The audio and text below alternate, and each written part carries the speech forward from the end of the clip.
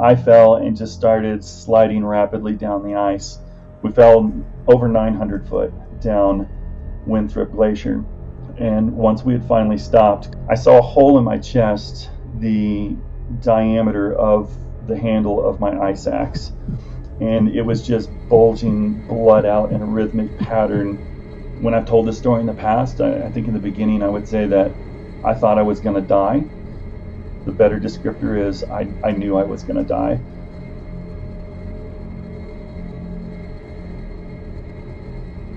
This is Aavron and Ashley. Having climbed many classic routes in the Rockies and Southwest, he is a mountaineer and trad climber from Colorado. On July 4th, 2022, he and his climbing partner, Kristen, endured a life-changing mountain epic while climbing Mount Rainier. We were doing the Emmons Glacier route, so we headed up the Interglacier up to Camp Sherman to set up at Camp Sherman that night and do the summit the next day. The Emmons route covers over 10,000 feet of elevation gain and traverses the Emmons Glacier, which covers almost a quarter of Mount Rainier and is the largest glacier in the lower 48 states. On the day of Aavron's climb to base camp, conditions were favorable.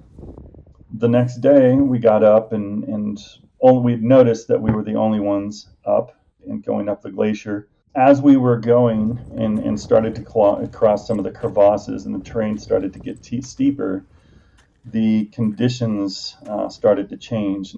It was a clear day on the mountain, but well below freezing, at about 10 degrees Fahrenheit. After the first major crevasse crossing, the slope had become icy. Things really started to get really hard, not really as good as we would have liked for, cramponing. But the entire time that we were traveling, we were super comfortable.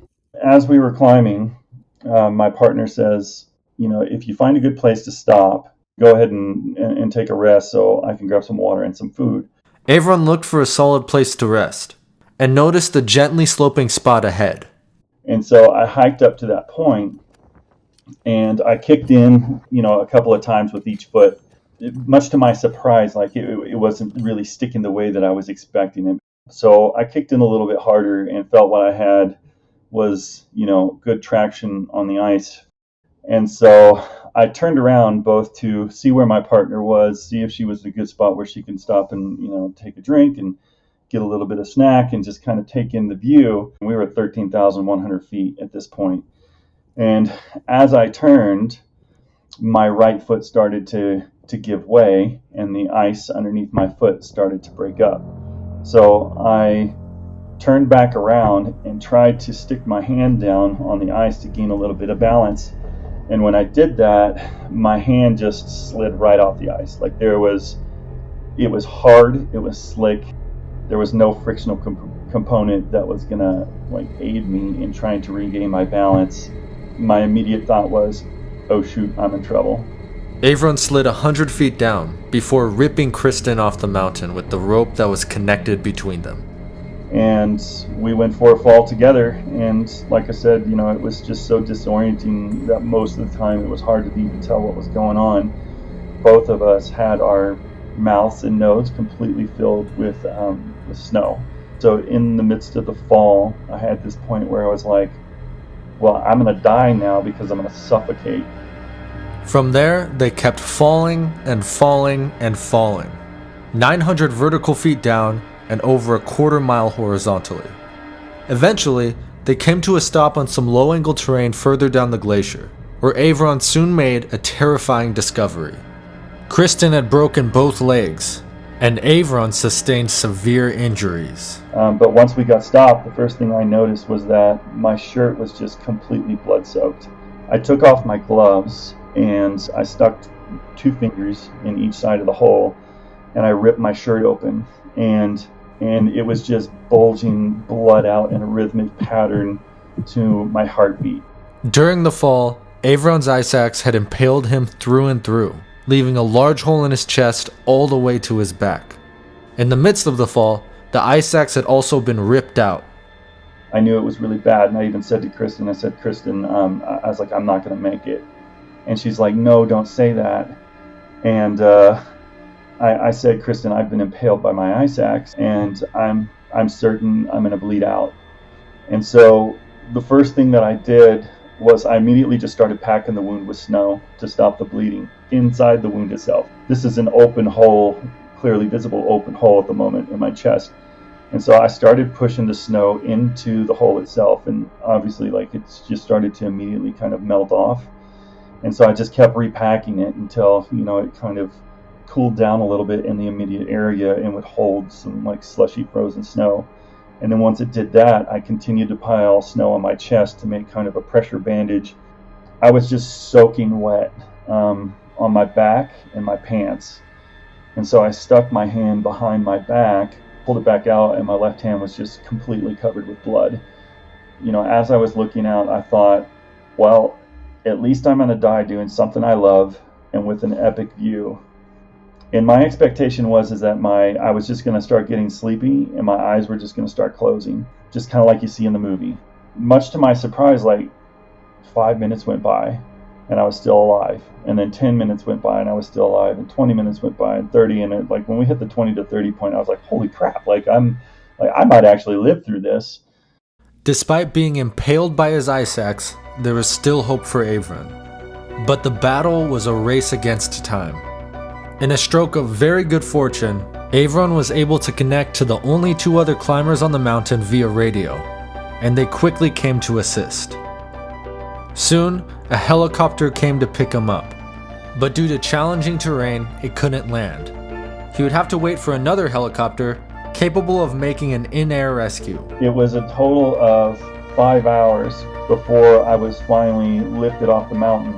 And when they started moving me and putting me into what essentially looked like a body bag with a bunch of straps on it and a ring on it to hang underneath the helicopter, that was the most pain I had ever experienced in my entire life. It felt like we just got snatched off the side of that mountain in a very aggressive way. And I thought to myself, I was like, this must be what they're talking about when they say the pain was so intense that I passed out. And at that point, I was back to, with the movement that was going on, thinking that I was going to die. Aavron spent 12 agonizing minutes in the sky before being transferred to a nearby ambulance. And they put me on a stretcher and they loaded me into an ambulance. I remember as I'm laying there, this all happened super quick. One guy starts cutting my pants off. Another person starts cutting my coat off, and somebody yelled down, and this must have been when they started to put me under, because my eyes just started to close and I was like, this might be the last view I ever see. 2 years after Aavron's life-changing day on Rainier, I was walking in his footsteps, climbing the Emmons Glacier on this grand mountain. We'll be at the top, hopefully in an hour or less. With my rope team, we navigated massive crevasses, steep mountain slopes, and unlike the day of Aavron's accident, everything worked out perfectly. We started in the middle of the night, and before 7 a.m., we reached the summit. On top of Rainier, 14,410 feet. Awesome partners, awesome sunrise and vista. But as much as it meant to me to climb Rainier, summiting had even more significance to another member of my team. This is our group leader. About 2 years and a week ago, something happened on the mountain on this route, Emmons Glacier. Want to share your story? 2 years and 8 days ago, fell 900 feet, quarter of a mile down Emmons Glacier, Rainier Glacier, impaled by my ice axe. And today, so I told the story. And you got it, It's an emotional moment. He's at the top. At the summit. I woke up intubated with 2 chest tubes in the ICU in Seattle Washington Hospital. I was back home within 5 days. Within a week, I ended up in the hospital and immediately went back to surgery. And I've had a total of 5 surgeries since then, including what's hopefully my last surgery to close the wounds. They left that open for 6 weeks with a wound vac in it. Recovery was a long process, but just 2 years and 8 days after his accident, Aavron had accomplished what he set out to do: climb Rainier. Kristen, who also is in recovery, met us on the way down. Thanks for the snacks. And that concludes one of the craziest mountain stories I've ever been a part of. After meeting up with Kristen, we glissaded and hiked the last few thousand feet down to the car. And by evening, we were back in civilization in Seattle. If you enjoyed this video, like and subscribe for more. And just remember, don't get impaled by your ice axe. Now that the story has been told, I want to give a major shout out to the Sharp End podcast, which is the source of much of Aavron's audio from this video. Ashley is the podcast host, and she does an outstanding job of interviewing people involved in mountain accidents. If you want a good listen that will be beneficial to you in the outdoors, search for the Sharp End podcast on SoundCloud or your podcast destination of choice. See ya!